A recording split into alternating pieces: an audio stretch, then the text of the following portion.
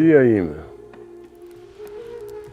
Muhamedi vërtet arriti të bëj mbi 20 vjet. Tash ishte bari, ruan të delet. Të rinë në Mekë nuk merreshin me bujësias, nuk merreshin me blegëtori. Ata bënin qefe. Dhe Muhamedi e dinte se ata pinin alkohol, defreshin natën. Kështu që ai nuk e ka dashur kur këtë jetë dhe asnjëherë nuk e ka përdor alkoholin. Po duke ruajtur delet në një mbrëmje se si u dha, tha nduhet të zbres nga malet dhe të shoh se çka po bëjnë të rit. Edhe i tha shokut ti, a kujdesesh për delet e mia deri në mëngjes? Edhe zbriti malet, u afru qytetit, dhe aty pa se zhvilloi një dasmë. A ju ndalë për me pa se si zhvilloi dasma, po e mori gjumi. E mori gjumi dhe kur u zgjun mëngjes e pa se dielli ishte ngritur bukur lartë dhe tash e dinte se s'mund të shite as kënd dhe u kthy prap te delet e tij. Po i kishte mbet marak. Edhe një herë tjetër tentoi të zbret nga malet edhe të shite të rit se çka bënin me jetën e tyre të qthurur natës në Mekë. Mirë po përsëri gjatë rrugës u ndal, ishte i lodhur dhe përsëri e mori gjumi. Në mëngjes e pa u si ishte bërë vonë dhe përsëri u kthy te delet e tij edhe të shoku i tjetër bari.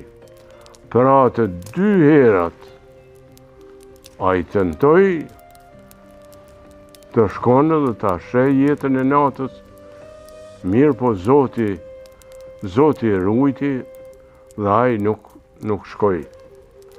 Ai mburrej se nuk e kishte përdor asnjëherë alkoholin.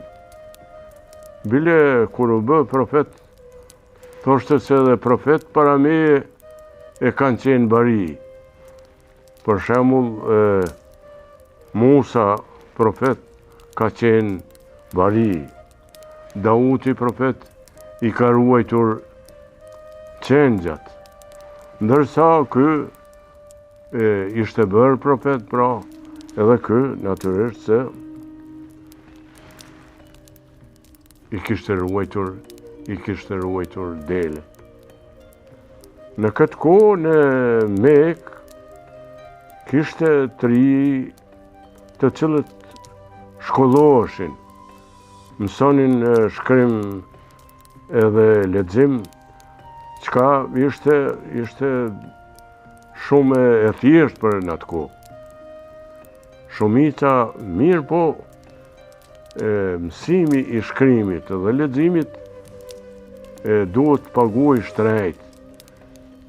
E xhaxhai i tij, Abu Talibi, nuk kishte mjete për ta paguar që ai të mësonte shkrim edhe lexim. Mirë po ai vazhdonte të ruante delet, të ruante do thot me një kujdes të madh. Ndonjëherë ka qenë me xhaxhain edhe ndonjëherë tjetër në tregti, edhe është marrë edhe ai vetë, mirë po e ka pas zakon që mallin që e ka shitur nuk e ka lëvduar. Ja ka dhënë vlerën aq sa e ka.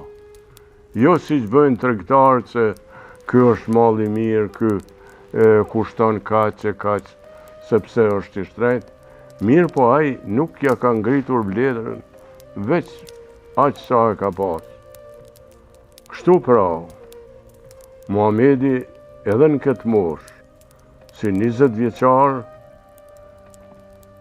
ka pasur dëshirë të mësonte, sepse e ka pa dhe ju ka gëzu shpesh në xhaxhajnë kur kanë ardhur poet në Qabe për të thonë vjershat e tyre, oratorët, pastaj oratorët duke majtur fjalimet, dhe natyrisht ajo është gjithnjë ka qenë i interesuar të mësonte dhe të dinte, sado që shkrim lexim nuk dinte çka vërtet.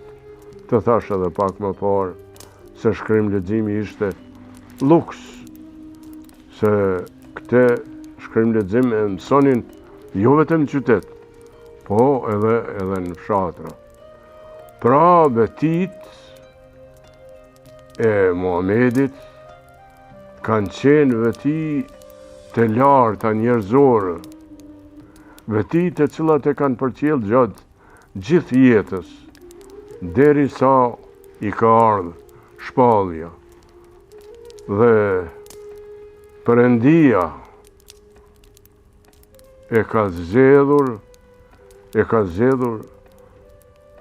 si njeri të vendosur, si njeri i cili asnjëherë në jetën e tij me dashje nuk ka bërë krim. Asnjëherë në jetën e tij nuk o marrë me punë të këqija. Çkarinia e asaj kohe në për shumë vende ishin të thurur. Pra këto ishin veti të cilat e kanë përcjell Muhamedin dhe Allahu duke pasur besim në një njeri si ai, ja ka besuar që ai ta shpall mesazhin hynor, çka dhe sot ne mburremi me atë mesazh hynor që përmes Muhamedit alayhis salam është shpërndar në gjithë rrezullin toksor. Pra, bia ime, kur të rritesh, do të kuptosh më mirë vetit njerëzore, moralin e lartë të Muhamedit. E ta është koha e gjumit dhe ti mund ngritesh.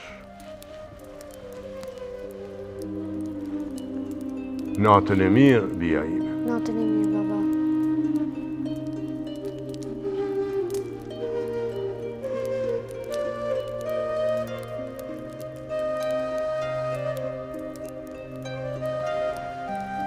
Po shpresoj se bia ime